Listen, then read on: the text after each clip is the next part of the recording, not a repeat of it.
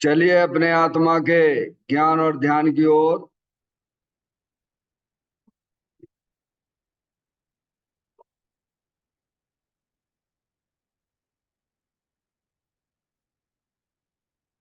अपने चंचल मन को एवं चंचल उपयोग को स्थिर करने के लिए जिनवाणी माता के माध्यम से अपनी वर्तमान ज्ञान की पर्याय में सम्यक भेद ज्ञान उत्पन्न करते हुए शरीर शरीर से संबंधित जितने भी चेतन अचेतन पदार्थ हैं उनका मुझ भगवान आत्मा के साथ में किसी भी प्रकार का कोई संबंध नहीं है। इस प्रकार समस्त पर पदार्थों में अपने संबंध की वृत्ति को छोड़ते हुए अंदर में जो अखंड ज्ञान ज्योति स्वरूप भगवान आत्मा है उसमें ही वर्तमान पर्याय का संबंध जोड़ते हुए कि मेरा यह भगवान आत्मा सदा काल शरीर आदि पर पदार्थों से भिन्न प्रकट अखंड ज्ञान ज्योति स्वरूप है। ऐसा अपने आप को जानो और ऐसा ही अनुभव करो कि वर्तमान में ही मेरा यह भगवान आत्मा शरीर आदि पर पदार्थों से भिन्न प्रकट अखंड ज्ञान ज्योति स्वरूप ही है।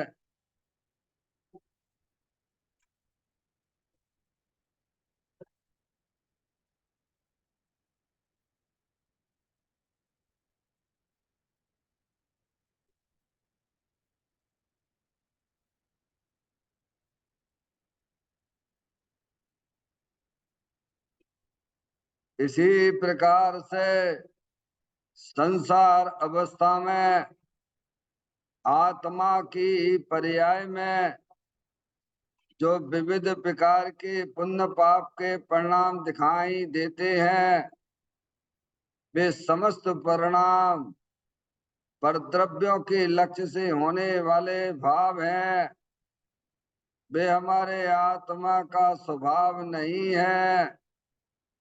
ऐसे समस्त रागादिक परिणामों में एकत्व बुद्धि, ममत्व बुद्धि, कर्तृत्व बुद्धि, भोक्तृत्व बुद्धि तथा उन रागादिक परिणामों की ज्ञाता बुद्धि को भी छोड़ते हुए अंदर में जो अखंड ज्ञान ज्योति स्वरूप भगवान आत्मा है जो कि पूर्ण निराकुलता वाला है, पूर्ण सुख शांति के भंडार स्वरूप है। ऐसे ज्ञायक प्रभु परमात्मा में शरीर राग आदि का लक्ष्य छोड़ के मैं तो तीनों काल पूर्ण निराकुलता स्वरूप भगवान आत्मा हूँ, ऐसा अपने आप को जानो और ऐसा ही अनुभव करो कि वर्तमान में ही मेरा यह भगवान आत्मा शरीर रागादिक से भिन्न पूर्ण निराकुलता वाला है, पूर्ण सुख शांति के भंडार स्वरूप है, पूर्ण वीतराग आनंद मूर्ति स्वरूप है।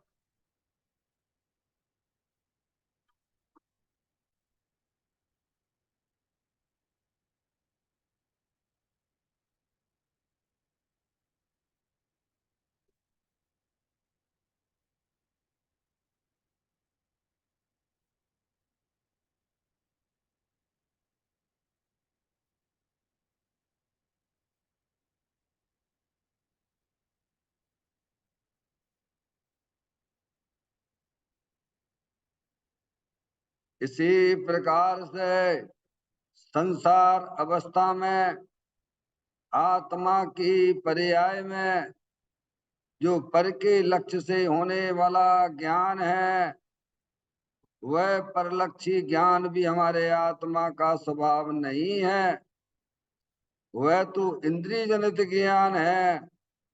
इस प्रकार शरीर रागादिक और परलक्षी ज्ञान की पर्यायों से भी भिन्न है। मैं तो एकमात्र अखंड ज्ञान ज्योति स्वरूप भगवान आत्मा हूँ, ऐसा अपने आप को जानो और ऐसा ही अनुभव करो कि वर्तमान में ही मेरा यह भगवान आत्मा शरीर रागादिक और खंड खंड ज्ञान की पर्यायों से भी भिन्न एकमात्र खंड ज्ञान ज्योति स्वरूप है।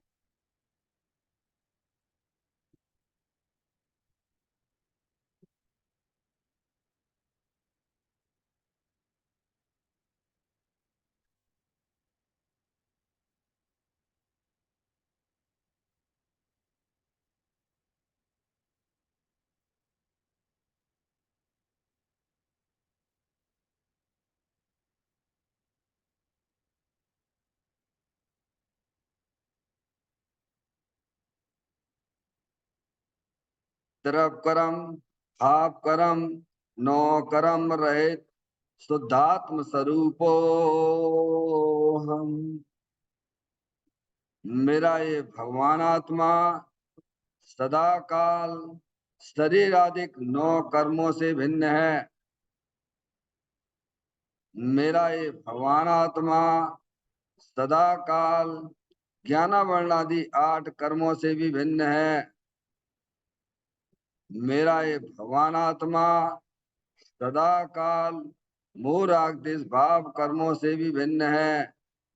इस प्रकार द्रव कर्म भाव कर्म 9 कर्म तीनों कर्मों से रहित मैं तो एकमात्र परम पवित्र शुद्धात्म स्वरूप हूँ, ऐसा अपने आप को जानो और ऐसा ही अनुभव करो कि वर्तमान में ही मेरा यह भगवान आत्मा तीनों प्रकार के कर्मों से रहित एकमात्र परम पवित्र शुद्धात्म स्वरूप है।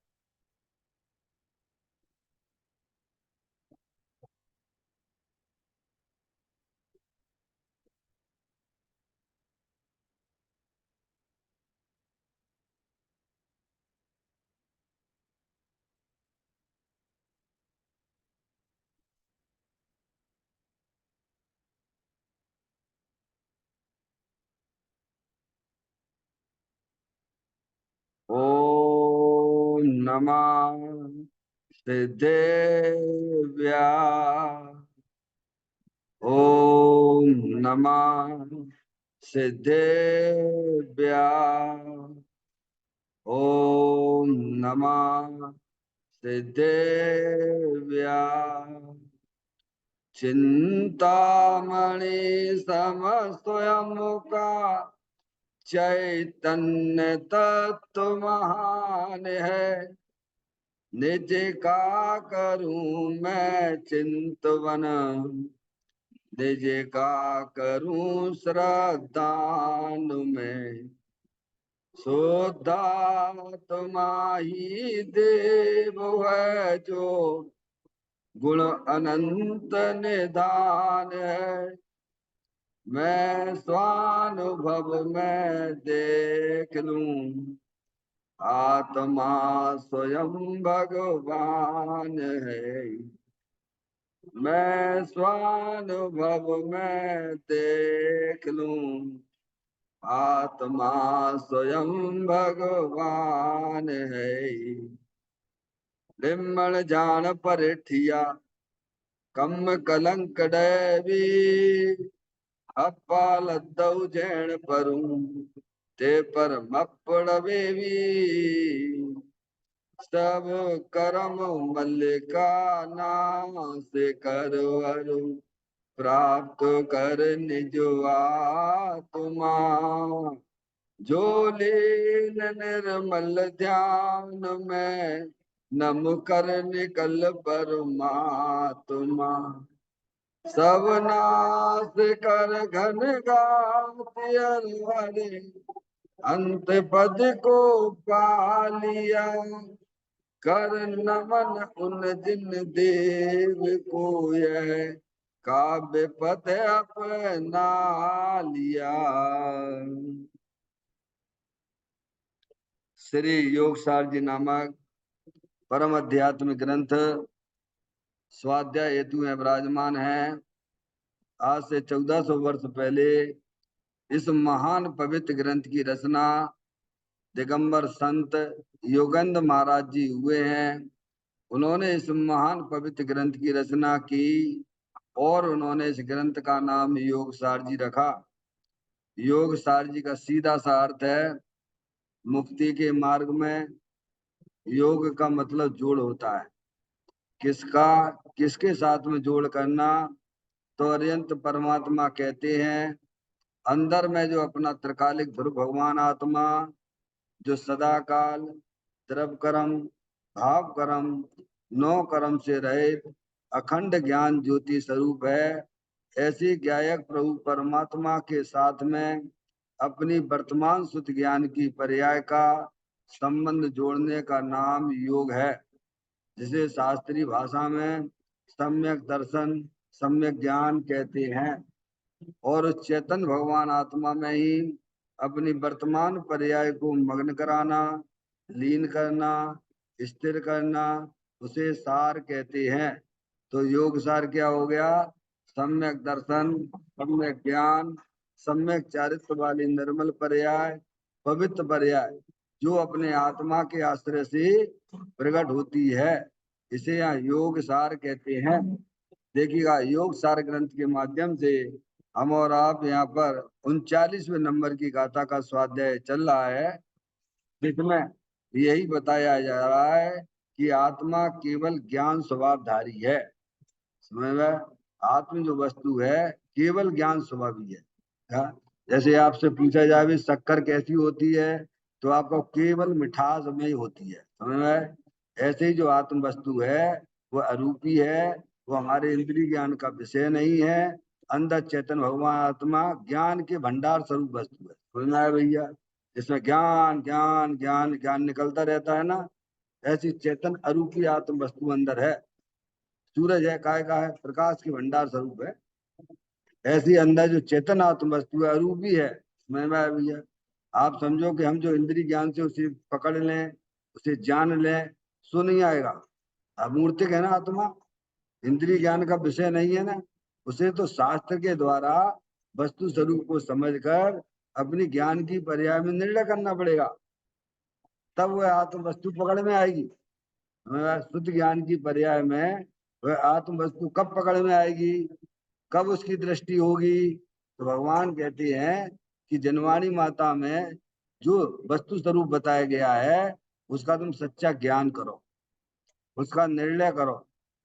समझ में? जैसा बताया गया वैसा, तो आत्म वस्तु आ जाएगी समझ में, पकड़ में आ जाएगी आपको। समझ में आया भैया?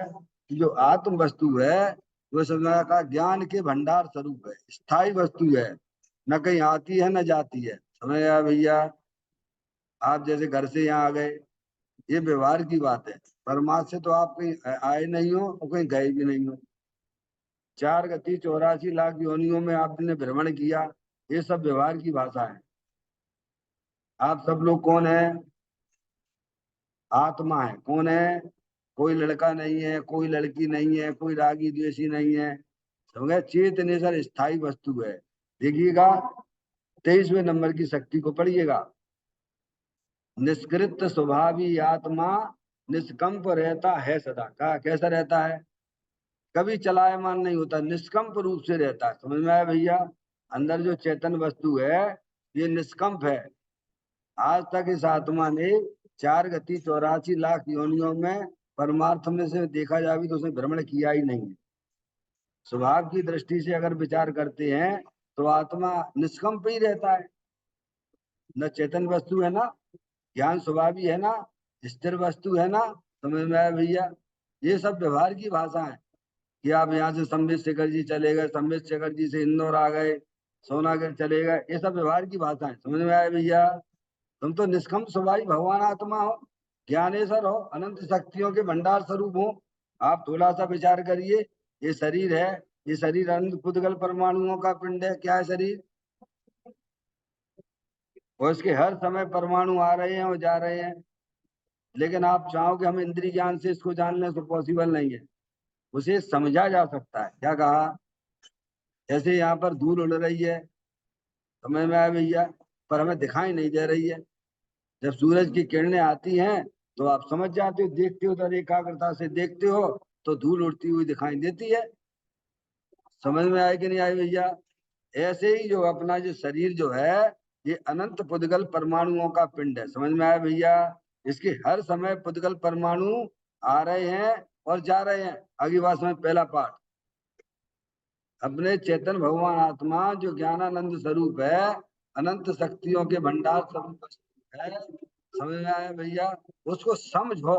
क्या समझो? उसका ज्ञान करो। ज्ञान करना है, समझना है। अपने वर्तमान शुद्ध ज्ञान की पर्याय में सच्ची समझ पैदा करनी है। क्या कहा? कुछ करने धरने का नाम धर्म नहीं है भैया। क्या? करने धरने का नाम धर्म नहीं है, करने धरने का नाम तो कर्म है। क्या है? धर्म कहते हैं भगवान रत्नात्रय। धर्म की परिभाषा क्या है? रत्नात्रय, शुद्ध पर्याय, सम्यक दर्शन, ज्ञान, चारित्र, भगवान ने उसी धर्म कहा है। आगे समय में आप अपने शुद्ध ज्ञान की पर्याय में सच्चा वस्तु स्वरूप को समझो।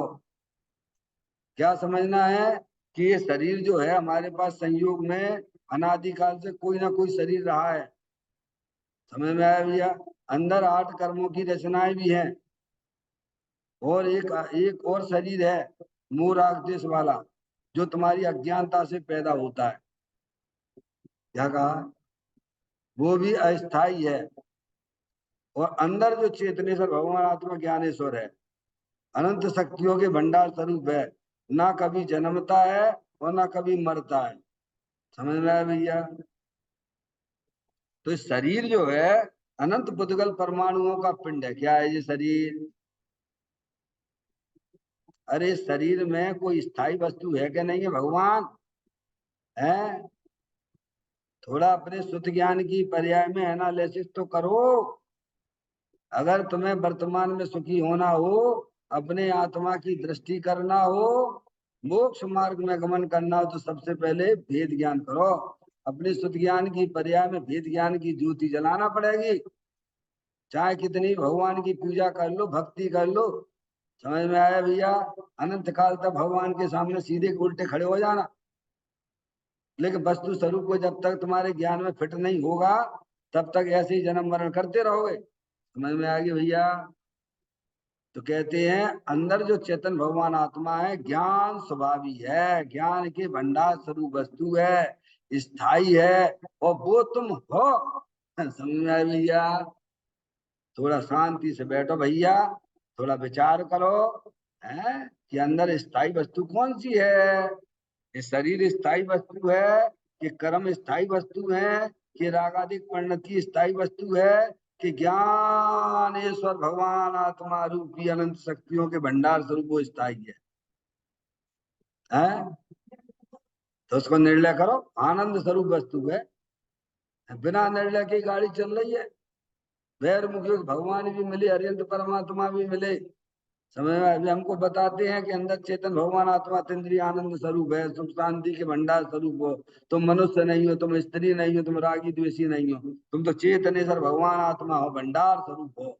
उसमें से ज्ञान ज्ञान ज्ञान ज्ञान हर समय निकल रहा है ना, उसका ये इसका विचार करो 24 घंटा। समझ में आया भैया? तब ये वस्तु हमारे ज्ञान में पकड़ में आएगी। कब आएगी? अब जाकर तो विचार करेंगे नहीं, 24 घंटा रिश्तेदारों को याद करेंगे, ऐसा समय लड़का मेरा लड़की मेरी है, परिवार को याद करेंगे, कचड़ा में चले जाओ, जिंदगी चली जाएगी, मनुष्य पर जाएगी व्यर्थ में। समय में आया? जहाँ शरीर ही भगवान कहते अपना नहीं है, तो शरीर से भिन्न चेतन अचेतन पदार्थ हमारे कैसे हो सकते हैं? इतनी बातों का विचार तो करो भगवान। है? मरे याद है, लड़का मेरा है, लड़की मेरी है, रिश्तेदार हमारे हैं, फोन पे बात ऐसे करते हो जैसे कभी तुम्हें मिले ना हो। समझ में आया भैया? अपना समय बर्बाद करते हो भगवान। भगवान की कही हुई बातों को बिल्कुल ज्ञान में फिट कर लो।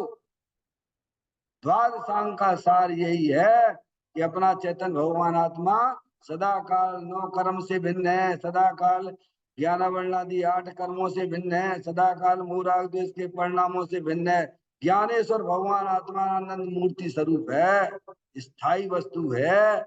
उसका ज्ञान की पर्याय में, सुख ज्ञान की पर्याय में निर्णय करोगे तो पुण्य तो तुम्हारे पीछे पीछे भागेगा और तुम्हारा जो संसार का अभाव भी हो जाएगा, आत्मा की दृष्टि हो जाएगी। क्या भगवान अब ये काम नहीं करने तो ऐसे तो मिल गया है, बस ऐसे गवा के चले जाना। समझ में आया भैया? इसीलिए आचार्य भगवंत हमको समझाते हैं कि अंदर जो चेतन आत्म वस्तु है ज्ञान के भंडार स्वरूप है, आनंद के भंडार स्वरूप है, वीर के भंडार स्वरूप है, सर्वज्ञता उसके गर्भ में पड़ी हुई है। भगवान समझ में आया? उसको जानने पर आत्मा पर्याय में परमात्मा हो जाता है। सरल है, जैन दर्शन कठिन नहीं है, पर हम इन बातों को सुने ही नहीं, समझे ही नहीं, निर्णय नहीं करें, चले जाओगे, कीड़ा मकोड़ा बन जाओगे। समझ में आया भैया? जैन दर्शन भव के अभाव के लिए मिलता है। तो कहते हैं आत्मा केवल ज्ञान स्वभावधारी है। कोई भी वस्तु होती है उसका स्वभाव होता है कि नहीं होता है? सबके स्वभाव होते, तो आत्मा का स्वभाव क्या है भगवान बताओ? आत्मा वस्तु है कि नहीं है? दुनिया भर में सबकी सबकी बात को स्वीकार करोगे क्या? पर जानने वाले को स्वीकार तो करो भगवान, जो कितना दिया तले अंधेरा हो रहा है हमारे में, दिया तले अंधेरा हो रहा है।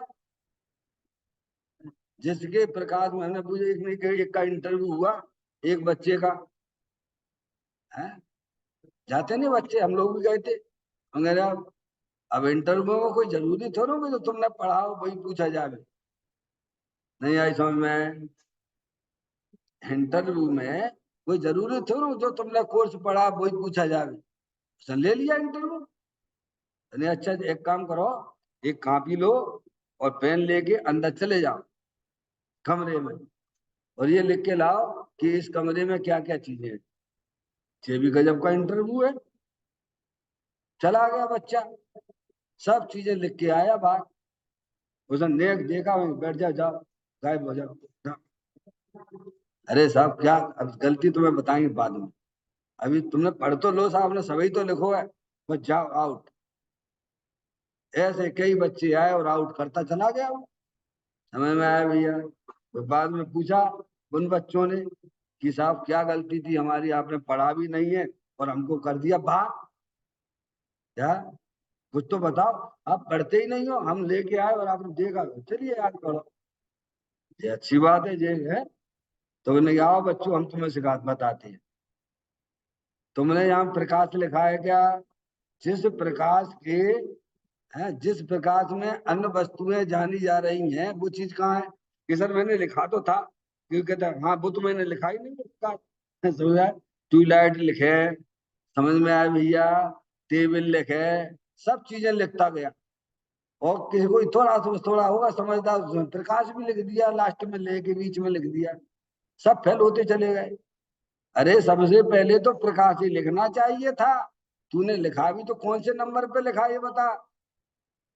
नहीं आई समझ में? मुख्यता पहले किसकी करना? जिस प्रकाश में वो वस्तुएं जानी जाती हैं वो मुख्य होना चाहिए ना, वो पहले नंबर पे आना चाहिए ना भगवान। डॉक्टर साहब सब फेल हो गए जब बच्चे इंटरव्यू ले आए, सबने गलती स्वीकार की, सही बात है। जिस प्रकाश में जो वस्तुएं जानी जा रही उनको तो मैंने लिखा, पर उस प्रकाश को ही नहीं लिखा, और जिसने भी लिखा तो उसका पहला नंबर नहीं दिया, इसीलिए उसने देखा पहले नंबर पे आओ। ऐसे ही भगवान कहते हैं अंदर ज्ञान स्वभाव भगवान आत्मा है? अब ये 6 द्रव्य है कौन जाने, ये मंदिर है, ये प्रतिमा है, आप लोग हो, है पहले किसका नंबर आएगा? और अपने अस्तित्व को स्वीकार ना करें, आओ संसार में रखड़पट्टी करोगे। समझ में आया भैया? अगर मोक्ष मार्ग में चलना है तो सबसे पहले अपने अस्तित्व को स्वीकार करो। मेरा अस्तित्व ज्ञान के भंडार स्वरूप है, अतीन्द्रिय आनंद स्वरूप है, सुख शांति के भंडार स्वरूप है, मुझे सुखी होने के लिए किसी भी परद्रव्यों की तरफ नहीं देखना है, समझ में आया? हाँ, भगवान की तरफ भी नहीं देखना है, समझ में आया? तो भगवान कहते तू अपनी तरफ देख तो तेरी सुगति होगी। क्या कहा भगवान? तो भगवान की आज्ञा ही स्वीकार नहीं करते हो। हमने तो भगवान की आज्ञा है ही नहीं है, भगवान की पूजा करना, भगवान की भक्ति करना, समझ, भगवान की आज्ञा नहीं है। भैया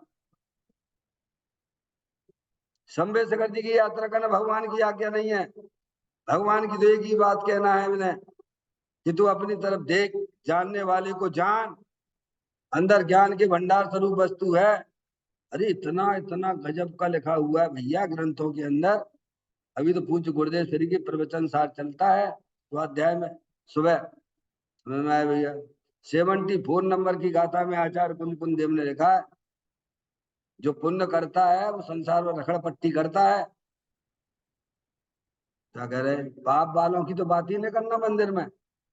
जिनकी बुद्धि पाप में काम कर रही है, हिंसा के, झूठ के, चोरी के, कुशील परिग्रह के, विषय वासना के परिणाम में लिप्त हो रहा है जिनका ज्ञान, वे तो संसार में डुबकी लगाएंगे ही लगाएंगे। समझ में आया भैया? लेकिन जो शुभ उपयोग कोई धर्म माने बैठे हुए हैं, वे आत्माएं भी संसार में रखड़ पट्टी करेंगे। समझ में आया भैया? तृष्णा के गड्ढे में गिरती है। क्या कहता हुआ है? 74वें नंबर की गाथा चलती है, कहाँ गिरते हैं? स्वभाव वाले तृष्णा के गड्ढे में, कुएं में गिरेंगे। समझ गए आप? वहां उनकी लाटरी खुलेगी, क्योंकि शुभ भाव करोगे आप। शुभ भाव होते हैं, ज्ञानी की पर्याय में भी होते हैं, पर वह रुचि पूर्वक नहीं करते। आगे बात में रुचि पूर्वक बात अलग होती है, इंटेंशन उसका नहीं है शुभ भाव करने का। समझ में आएगी कि नहीं आएगी? पहले आप अपना इंटेंशन बदलिए आप डॉक्टर साहब। शुभ भाव ज्ञानी की पर्याय में भी होते हैं, पर उसको उसकी रुचि नहीं है। समझ में आए? तो जो शुभ भाव होते हैं ज्ञानी की पर्याय में अथवा अज्ञानी की पर्याय में, वे सब बंध के कारण है, संसार के कारण है। समझ गया? और उस शुभ भाव से क्या मिलेगा तुम्हें? अरे देव गति मिल जाएगी, विषय भोग भाग में अनुकूल मिल जाएंगे, जैसे आपको मिल गए डॉक्टर साहब, आपको मिल गए बाहर में जो भी है संयोग, आपको बढ़िया अनुकूल मिल गया, गाड़ी वाड़ी लाड़ी सब मिल गए। फिर क्या कर रहे हो हमें? फिर तुम्हारी तृष्णा और बढ़ेगी। क्या बढ़ेगी? फिर तुम्हें और संतुष्ट नहीं होगे, और एक और प्लाट होना चाहिए, एक और मकान होना चाहिए तुम्हें, तो तृष्णा फटेगी उसमें से। क्या फटेगी? क्या हुआ? शुभ भाव से अनुकूल संयोग मिलेंगे, अनुकूल संयोग मिलेंगे तो आपकी बुद्धि फिर उधर काम करेगी, उसमें तृष्णा फूट पड़ेगी, और फिर नगुद में चले जाओ। क्या हो जाएगा? जैसे राजेश्वरी से नरकेश्वरी भगवान ब्रह्मदत्त चक्रवर्ती था। समझ में आया कि नहीं आया? कहाँ गया डॉक्टर साहब? हीरे जवाहरात के पलंग पे सोने वाला है। समझ में आया? 96,000 रानियां। डॉक्टर साहब 16,000 देव उसकी सेवा करते थे, हमारी कितनी सेवा करती? ये सब पुण्य के उदय में मिला। समझ में आया भैया? और कहाँ चला गया? 7वें नरक में चला गया। समझ में आया? ब्रह्मदत्त। आप समझो, पाप तो खतरनाक है ही, पाप से भी ज्यादा खतरनाक अगर कहा जाए तो पुण्य है। पुण्य में आत्मा फंसता है। समझ में आया? पाप के उदय में तो संभलने की गुंजाइश रहती है, भगवान नारकी जी वहां जाके भी संभल जाता है। समझ में आया भैया?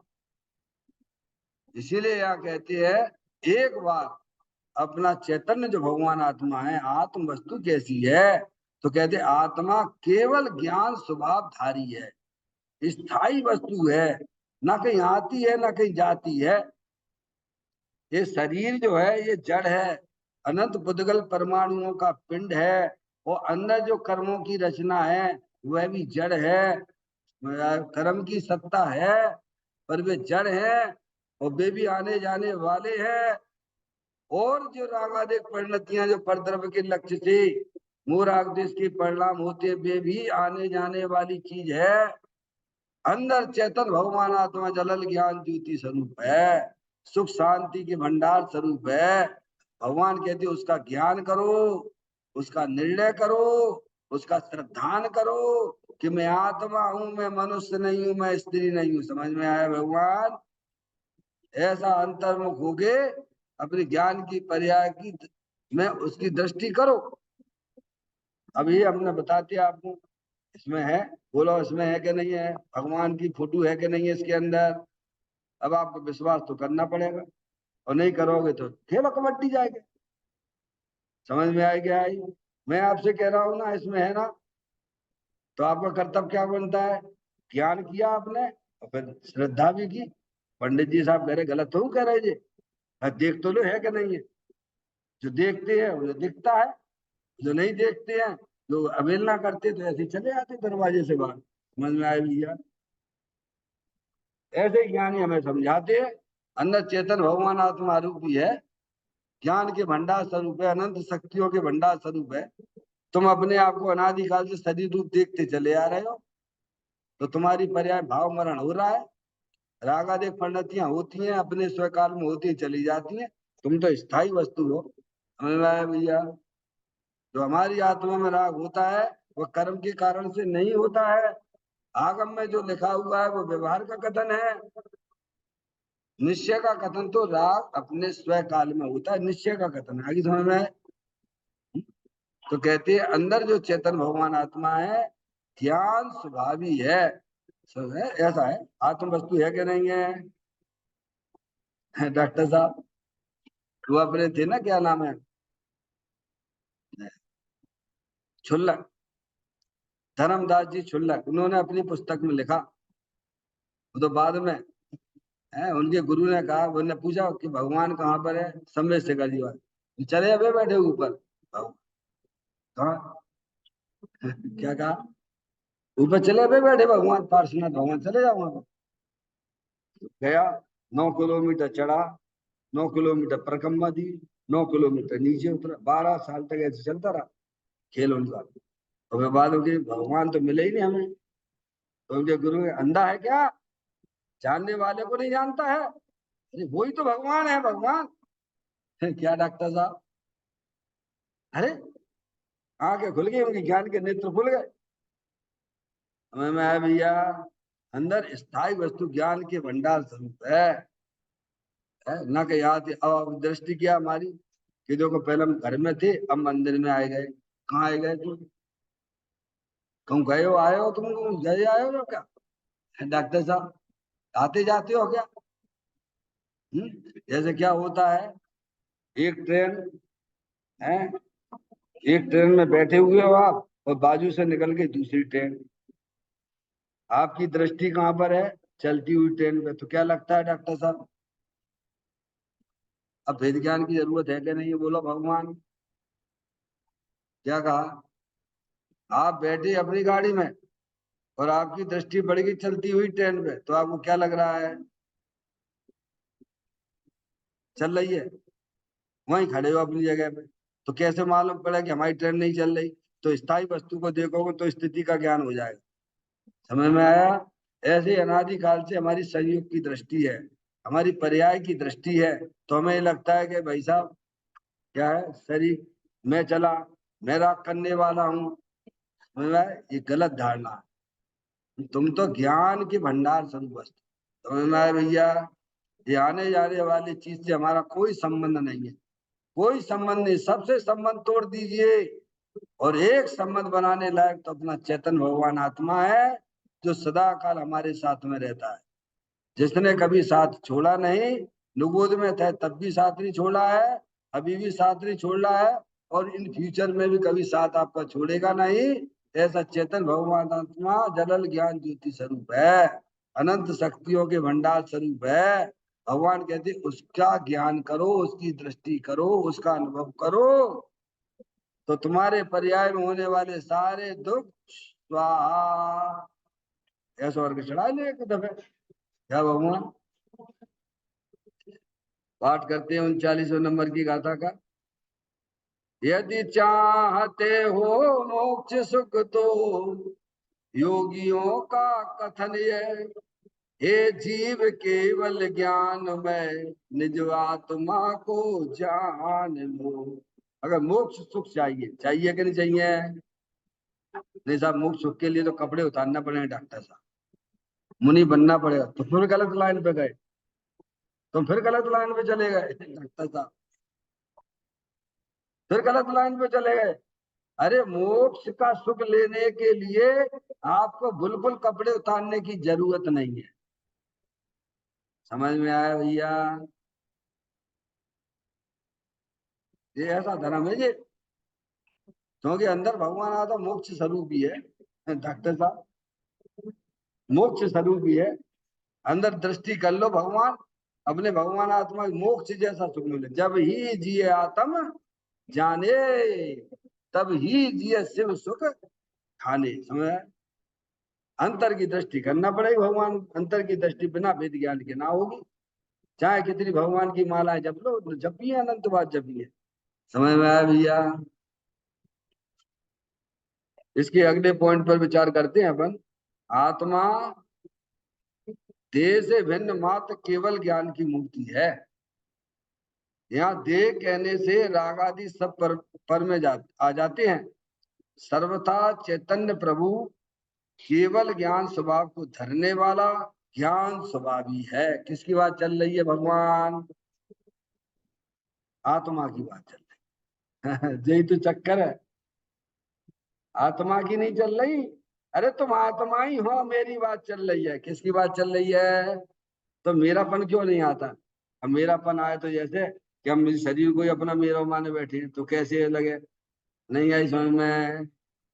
हम्म, मेरी बात है, मैं आत्मा ही हूँ। तो कहते हैं आत्मा देह से भिन्न मात्र केवल ज्ञान की मूर्ति है, ज्ञान की भंडार मूर्ति अरूपी है डॉक्टर साहब। ज्ञान केवल ज्ञान, ज्ञान के भंडार मूर्ति है, अरूपी है। समझ में आया भैया? अमूर्तिक प्रदेशों का पुंज, प्रसिद्ध ज्ञानादि गुणों का धारी, अनादि निधन आत्मा में हूँ। वह स्व की परिभाषा दी है पंडित टोडरमल जी साहब ने। क्या आत्मा किसे कहना? अमूर्तिक प्रदेशों का पुंज, प्रसिद्ध ज्ञानादि गुणों का धारी, अनादि निधन वस्तु, वह स्व आत्मा है। और शरीर की परिभाषा किया क्या दिया? क्या दी है? जिसका नवीन संयोग हुआ है, जो ज्ञानादि शक्तियों से रहित है, मूर्तिक प्रदेशों का पुंज, जिसका नवीन संयोग हुआ है, ऐसे ज्ञानादि गुणों से रहित, वह पर है। तो इसमें भी तो यही कह रहे हैं भगवान। देखो पर है, क्या लिखा उन्होंने? आत्मा देह से भिन्न है, शरीर से भिन्न है। अब देखो देह आदि की उन्होंने दिया, आत्मा देह से भिन्न मात्र केवल ज्ञान की मूर्ति है। यह देह कहने से राग आदि सब पर में आ जाते हैं डॉक्टर साहब। अरे है क्या नहीं है? शरीर चेतन, भगवान आत्मा अरूपी, राग आदि कौन है? हर समय आपकी नई नई इच्छा हो रही कि नहीं हो रही है? एक आध इच्छा रुकती है क्या? अरे कहूँ रुकाव आता है क्या? है? इच्छा क्यों होती है? इच्छा कब होती है? अभाव में होती है। कब होती है? कि हमें अपने घर में बढ़िया सा टीवी लाना, तो घर में नहीं है तभी तो लाना है ना। और तब तुम देखो तुम्हारे घर में तो कोई कमी ही नहीं है। क्या ज्ञान भरा है, दर्शन भरे हैं, चारित्र भरे, अनंत शक्तियां भरी पड़ी हुई है। तो अज्ञानता में पैदा होती है इच्छा, काय में होती है? रागादिक परिणतियां जितनी भी हो रही हैं, वे सब अज्ञानता की निशानी है। अरे मेरा भगवान आत्मा तो पूर्णानंद स्वरूप है। मैं ज्ञानानंद स्वभावी हूँ, मैं ज्ञानानंद स्वभावी हूँ। मैं हूँ अपने में स्वयं पूर्ण, पर की मुझ में कुछ गंध नहीं। मैं अरस अरूपी अस्पर्शी, पर से कुछ भी संबंध नहीं। अब बोलते तो है, अब आपको बात नहीं समझते, भाव ना समझते, बोल देते गला बढ़िया से बोल लिया, स्मरण में आ गया, दूसरों को सुनाने के लिए बोल दिया, उससे क्या हो जाएगा तुम्हारा? साहब ये पंडित जी साहब कितना बढ़िया गाते हैं, तो तुम्हारा कल्याण हो जाएगा उनकी तारीफ करने से। है भगवान, भाव ग्रहण करो कि अंदर चेतन भगवान आत्मा परिपूर्ण ज्ञानानंद स्वरूप ही है, सुख शांति के भंडार स्वरूप है। मेरे आत्मा मेरे लिए कुछ भी कमी नहीं है, मैं तो परिपूर्ण ज्ञानानंद स्वरूप ही हूँ। ऐसा जब आप श्रद्धा में ज्ञान में स्वीकार करोगे तो वो संबंधित तो आपका मोह चला जाएगा, फिर थोड़ा चारित्र मोहिनी संबंधी राग रह जाएगा। समझ में आया भैया? डॉक्टर साहब एक पकड़ बन गई अंदर, श्रद्धा और ज्ञान की पकड़ अंदर बन गई। अब चारित्र में थोड़ा टाइम लगता है। क्या लगता है भगवान? जैसे चंद्रमा है ना, एकम का चंद्रमा, दूज का चंद्रमा, तीज का चंद्रमा, आगे के है ना, पूर्ण का चंद्रमा होगा 13वें दिन बाद। क्या 13वें दिन बाद पूर्ण चंद्रमा खुल जाता है। तो दूज का चंद्रमा है, अभी दूज का चंद्रमा है ना, तो उसे श्रद्धा ज्ञान होगी, ऐसा चंद्रमा बोल को पूर्ण चंद्रमा है, तो उसमें थोड़ा टाइम लगता है। समझ में आया भैया? पूर्ण चंद्रमा होने में 13 दिन लगते हैं। ऐसे केवल ज्ञान पर्याय में प्रकट होने के लिए 13वां गुण स्थान में पहले श्रद्धा और ज्ञान का यहाँ पे किरणें खिलती है। क्या होती है डॉक्टर साहब? फिर चारित्र संबंधी में थोड़ा टाइम लगता है, चिंता मत करो। श्रद्धा ज्ञान ने बहुत बड़ा कोटा अपना पूरा कर लिया है। जो अनंत खेद खिन्नता थी, जो पागलपन पर्याय में चला आ रहा था कि पर में सुख है, पर में सुख है, वो पागलपन तुम्हारा मिट जाएगा। क्या कहा भगवान? अरे सुख तो भगवान ने किया, अंदर चेतन भगवान आत्मा सुख स्वरूप है। जगत में ऐसी कोई सुख वस्तु है ही नहीं है, कोई ज्ञान वाली वस्तु भी नहीं है। अपना भगवान आत्मा ही ज्ञानेश्वर है, और अपना भगवान आत्मा ही सुख के भंडार स्वरूप है, सुख नाम की शक्ति है। यह आत्मा सुख शक्ति से सुख रूप रहता सर्वदा। कब रहता है? अरे बोलो, सुख आत्मा में क्या भरा हुआ है? सुख के भंडार स्वरूप है। तो हमें सुख के लिए कहाँ जाना है डॉक्टर साहब? बाद में खूब सहयोग इकट्ठा कर लो और सुखी हो जाएंगे। अच्छा लाओ उनको बैठा लो। है वो एक पकड़ गया ना तुम्हारा, उधर दुबे कौन है विधायक है। 3.5 करोड़ रुपए नगद मिले, और भी ऊपर जाने वाले हैं। डॉक्टर साहब कितना सुखी हो गया वो। 3.5 हजार करोड़। समझ में आया भैया डॉक्टर साहब? अभी तक गिनना पाई सरकार, अभी तक गिनना पाई सरकार। समझ में आएगा?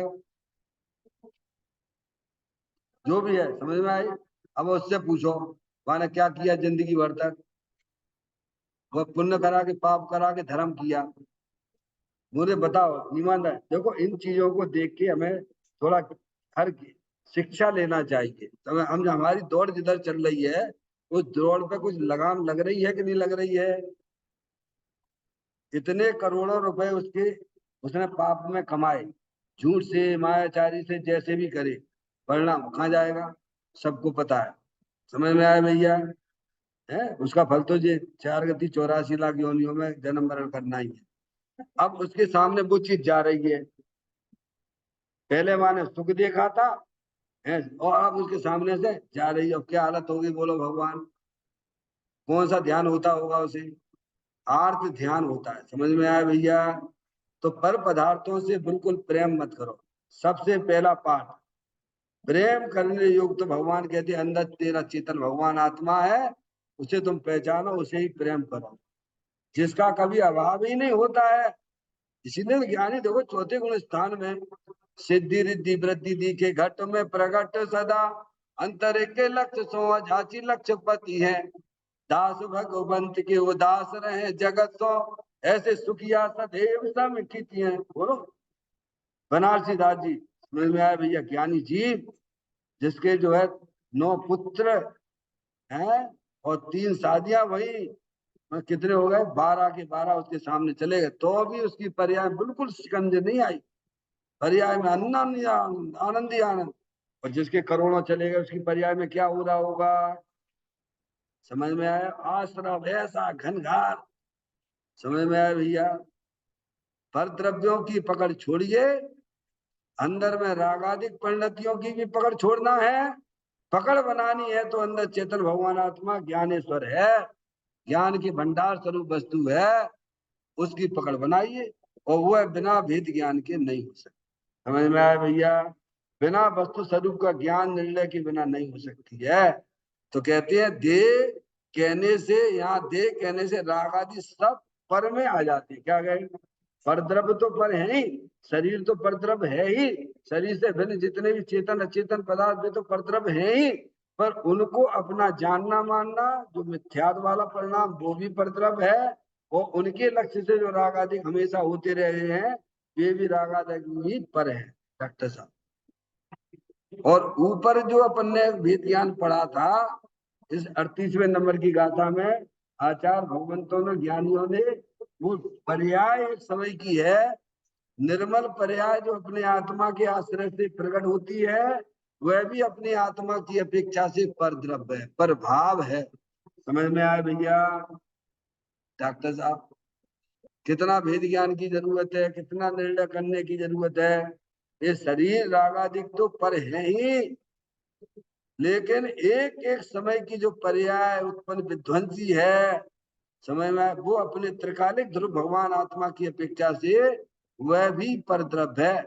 यहाँ आत्म जो वस्तु बताई जा रही है स्थायी ज्ञानेश्वर भगवान आत्मा है, उसे ही भगवान ने आत्मा कहा है। क्या कहा है? किसे आत्मा कहा है? बस उसे पकड़ ले ज्ञान। कौन पकड़े? पकड़ने वाली है ना तुम्हारे पास वो शुद्ध ज्ञान की पर्याय। जिस भांति प्रज्ञा छेनी से पर से विभक्त किया ऐसे, उस भांति प्रज्ञा छेनी से अरे ग्रहण करो। समझ में आया भैया? तो कहते हैं यहाँ दे कहने से रागादिक सब पर में आ जाते हैं। सर्वथा चैतन्य स्वरूप प्रभु केवल ज्ञान स्वभाव को धरने वाला है। बोलो कितना बढ़िया तुम्हारा स्वरूप निकला, कितना प्रकृति में तुम्हारा हिस्सा बांट निकला। बोलो भगवान है तो प्रसन्नता नहीं हो रही, कौन सी लॉटरी दे दें हाथ में? क्या डॉक्टर साहब?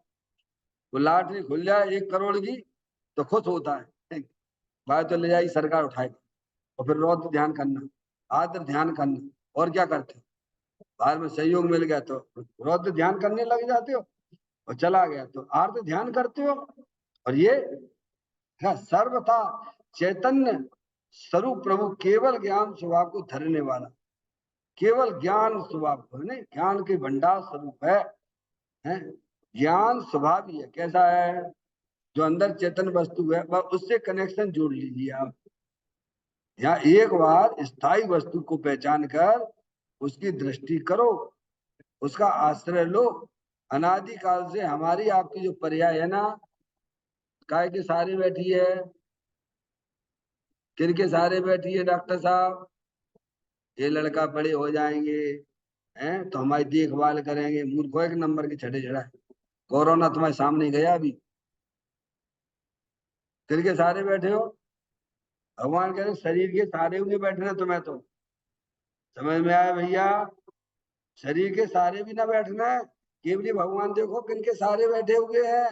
अरे सिद्ध परमात्मा को देखो, अनंत काल तक उसी के सारे बैठे हुए स्थायी वस्तु के साथ में। समझ में आया भैया? इसीलिए कह रहे मोक्ष सुख को प्राप्त करता है। मोक्ष जैसा सुख यहाँ मिलता है, यहीं पे मिलता है। समझ में आया भैया? ऐसा ज्ञान स्थायी वस्तु को पकड़ लो बस।